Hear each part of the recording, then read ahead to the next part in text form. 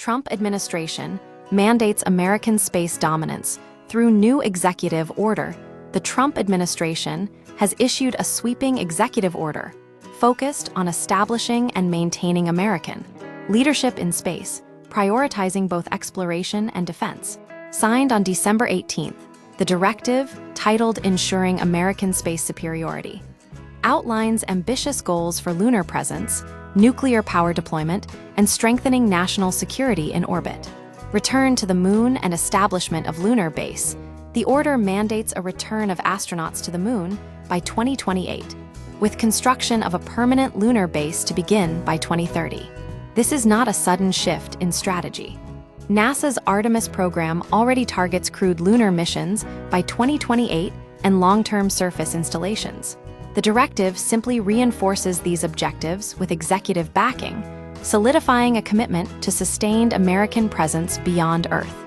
The moon is seen as a staging ground for further exploration, notably Mars. Nuclear power in space. A key priority, a particularly notable aspect of the order, is its emphasis on deploying nuclear reactors in Earth orbit and on the lunar surface. The plan calls for a launch-ready nuclear facility to be deployed toward the moon by 2030. This decision reflects the growing need for reliable, high-capacity power sources in space, particularly for long-duration missions and potential lunar industrial operations.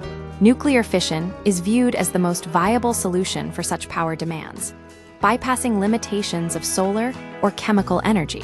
Space defense and missile shield. The directive also prioritizes strengthening the United States' defensive capabilities in space. It calls for the development and testing of next-generation missile defense technologies by 2028, building on earlier initiatives like Executive Order 14,186, the Iron Dome for America. This underscores the increasing militarization of space, driven by concerns over potential threats to American assets in orbit.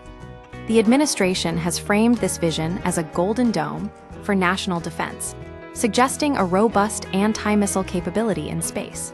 Economic expansion and private sector involvement.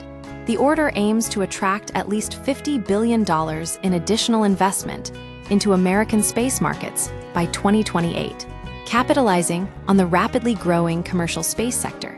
The directive also calls for increasing launch cadence, leveraging the productivity of companies like SpaceX. Moreover, it reinforces the plan to establish private outposts in Earth orbit before the International Space Station is decommissioned in 2030, fostering a more independent and commercially driven space economy. Implementation and accountability. To ensure swift implementation, the order directs NASA to submit a plan within 90 days detailing how it will achieve the outlined objectives. Simultaneously, NASA Administrator Jared Isaacman, along with the Secretary of Commerce, must identify underperforming acquisition programs that are over budget or behind schedule, demanding immediate mitigation efforts. This demonstrates a push for greater efficiency and accountability within the space program. The executive order solidifies the Trump administration's commitment to space dominance as a national security and economic imperative, setting an aggressive timeline for lunar presence, nuclear power deployment, and defensive capabilities.